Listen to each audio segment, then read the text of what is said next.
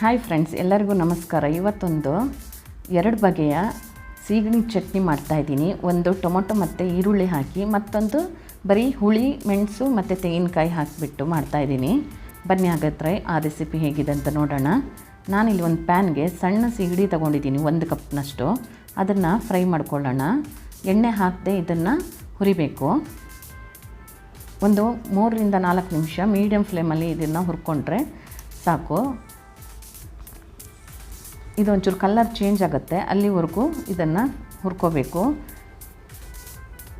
ಈಗ ಇದನ್ನು ಒಂದು ಪ್ಲೇಟ್ಗೆ ತೆಗೆದಿಟ್ಕೊಳ್ಳೋಣ. ನಾನು ಹುರಿದಿಟ್ಟಿರೋ ಅಂಥ ಸೀಗಡಿಯನ್ನೆಲ್ಲ ಒಂದು ಪ್ಲೇಟಿಗೆ ತೆಗೆದಿಟ್ಕೊಳ್ತೀನಿ. ಈಗ ಇದಕ್ಕೊಂದು ಮಸಾಲೆ ರೆಡಿ ಮಾಡ್ಕೊಳ್ಳೋಣ.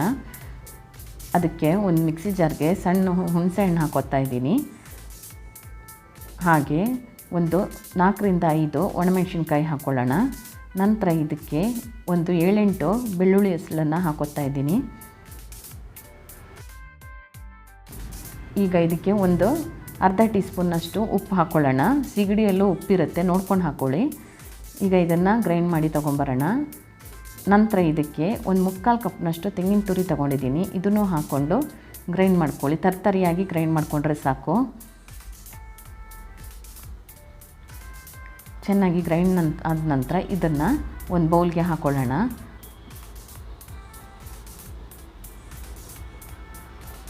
ಇದಕ್ಕೆ ನೀರೇನು ಹಾಕಲಿಕ್ಕಿಲ್ಲ, ಹಾಗೆ ಇದನ್ನು ರುಬ್ಬಬೇಕು. ನಂತರ ಇದಕ್ಕೆ ಹುರಿದಿಟ್ಟಿರೋ ಅಂಥ ಸೀಗಡಿಯನ್ನು ಹಾಕ್ಕೊಂಡು ಚೆನ್ನಾಗಿ ಮಿಕ್ಸ್ ಮಾಡ್ಕೊಳ್ಳೋಣ.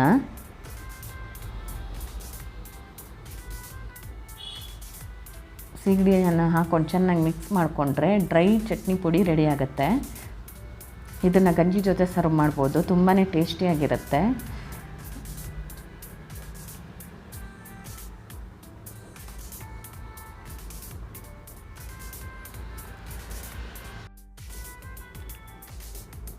ಈಗ ಟೊಮೊಟೊ ಮತ್ತು ಈರುಳ್ಳಿ ಹಾಕಿಬಿಟ್ಟು ಚಟ್ನಿನ ರೆಡಿ ಮಾಡ್ಕೊಳ್ಳೋಣ. ಅದಕ್ಕೆ ನಾನಿಲ್ಲಿ 1 ಕಪ್ನಷ್ಟು ಮೀಡಿಯಮ್ ಸೈಜ್ದು ಸೀಗಡಿ ತೊಗೊಂಡಿದ್ದೀನಿ. ಇದನ್ನು ಅದೇ ರೀತಿ 5 ನಿಮಿಷ ಚೆನ್ನಾಗಿ ಹುರ್ಕೊಳ್ಳೋಣ ಮೀಡಿಯಮ್ ಫ್ಲೇಮಲ್ಲಿ.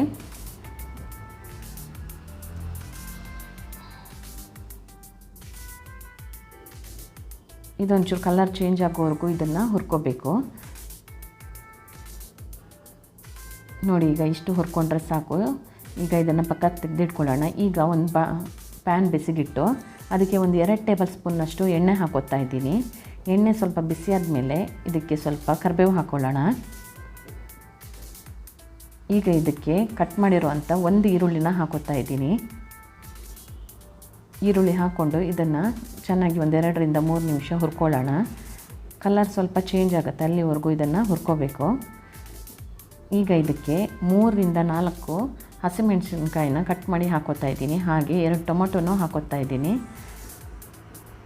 ಇದಕ್ಕೆ ಒಂದು ಅರ್ಧ ಟೀ ಸ್ಪೂನ್ನಷ್ಟು ಉಪ್ಪು ಹಾಕ್ಕೊಳ್ಳೋಣ. ಟೊಮೊಟೊ ಬೇಗ ಸಾಫ್ಟ್ ಆಗುತ್ತೆ ಅಷ್ಟೊತ್ತಿಗೆ. ಸೀಗಡಿಯಲ್ಲೂ ಉಪ್ಪಿರುತ್ತೆ, ಅದಕ್ಕೆ ನಾನು ಬರೀ ಅರ್ಧ ಟೀ ಸ್ಪೂನ್ ಅಷ್ಟೇ ಉಪ್ಪು ಹಾಕ್ಕೊಂಡಿದ್ದೀನಿ. ಈಗ ಆಮೇಲೆ ನೋಡಿಕೊಂಡು ಉಪ್ಪು ಹಾಕ್ಕೊಳ್ಳಿ. ಟೊಮೊಟೊ ಫುಲ್ಲು ಸಾಫ್ಟ್ ಆಗಬೇಕು, ಅಲ್ಲಿವರೆಗೂ ಇದನ್ನು ಫ್ರೈ ಮಾಡ್ಕೋಬೇಕು. ಈಗ ಇದಕ್ಕೆ ಒಂದು ಅರ್ಧ ಟೀ ಸ್ಪೂನ್ನಷ್ಟು ಅರಿಶಿಣ ಪೌಡರ್, ಹಾಗೆ ಅರ್ಧ ಟೀ ಸ್ಪೂನ್ನಷ್ಟು ಅಚ್ಚ ಖಾರದ ಪುಡಿ ಹಾಕ್ಕೊಂಡು ಚೆನ್ನಾಗಿ ಇದನ್ನು ಬೇಯಿಸ್ಕೊಳ್ಳೋಣ. ಟೊಮೊಟೊದು ಹಸಿ ವಾಸನೆ ಹೋಗೋವರೆಗೂ ಇದನ್ನು ಚೆನ್ನಾಗಿ ಬೇಯಿಸ್ಕೋಬೇಕು. ಬೇಕಿದ್ದರೆ ನೀವು ಸ್ವಲ್ಪ ನೀರು ಹಾಕೋಬೋದು. ನಾನಿಲ್ಲಿ ಸ್ವಲ್ಪ ನೀರು ಹಾಕ್ಕೊಂಡಿದ್ದೀನಿ. ಈಗ ಈ ನೀರು ಡ್ರೈ ಆಗೋಷ್ಟು ಇದನ್ನು ಬೇಯಿಸ್ಕೊಳ್ಳೋಣ. ನಂತರ ಇದಕ್ಕೆ ಹುರಿದಿಟ್ಟಿರೋ ಅಂಥ ಸೀಗಡಿ ಹಾಕ್ಕೋಬೇಕು. ಈಗ ನೋಡಿ, ಸೀಗಡಿ ಹಾಕ್ಕೊಂಡು ಇದನ್ನು ಚೆನ್ನಾಗಿ ಮಿಕ್ಸ್ ಮಾಡ್ಕೊಳ್ಳೋಣ.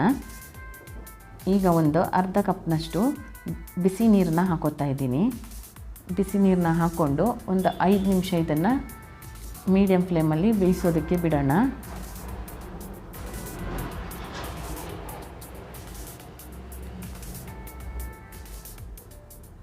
ಇದು ಹಾಕಿರೋ ನೀರು ಡ್ರೈ ಆಗೋವರೆಗೂ ಇದನ್ನು ಬೇಯಿಸ್ಕೊಂಡ್ರೆ ಸಾಕು.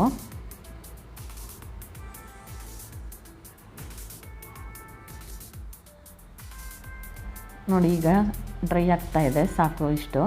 ನಂತರ ಇದಕ್ಕೆ ಕಟ್ ಮಾಡಿರೋಂಥ ಕೊತ್ತಂಬರಿ ಸೊಪ್ಪು ಹಾಕಿದ್ರೆ ಟೊಮೊಟೊ ಮತ್ತು ಈರುಳ್ಳಿ ಹಾಕಿಬಿಟ್ಟು ಸೀಗಡಿ ಚಟ್ನಿ ರೆಡಿ ಆಗುತ್ತೆ. ನಾನು ಇದನ್ನು ಗಂಜಿ ಜೊತೆ ಸರ್ವ್ ಮಾಡ್ತಾಯಿದ್ದೀನಿ. ಮಂಗಳೂರು ಕಡೆ ಕುಚ್ಚಲಕ್ಕಿ ಸಿಗುತ್ತಲ್ಲ, ಅದರಲ್ಲಿ ಗಂಜಿ ಮಾಡಿದ್ದೀನಿ. ಅದ್ರ ಜೊತೆ ಸರ್ವ್ ಮಾಡ್ತಾಯಿದ್ದೀನಿ. ನೀವು ಬೇಕಾದರೆ ವೈಟ್ ರೈಸ್ ಮತ್ತು ದಾಲ್ ಮಾಡಿಬಿಟ್ಟು ಅದ್ರ ಜೊತೆನೂ ಸರ್ವ್ ಮಾಡ್ಬೋದು. ತುಂಬ ಟೇಸ್ಟಿಯಾಗಿರುತ್ತೆ. ನೀವು ಒಂದು ಸಲ ಈ ರೆಸಿಪಿನ ಟ್ರೈ ಮಾಡಿ, ಹೇಗೆ ಆಗಿದೆ ಅಂತೇಳಿ ಕಮೆಂಟ್ ಮಾಡಿ. ಈ ರೆಸಿಪಿ ನಿಮ್ಗೆ ಇಷ್ಟ ಆದಲ್ಲಿ ಲೈಕ್ ಮಾಡಿ, ಶೇರ್ ಮಾಡಿ, ಹಾಗೆ ಸಬ್ಸ್ಕ್ರೈಬ್ ಮಾಡಿ. ಧನ್ಯವಾದಗಳು.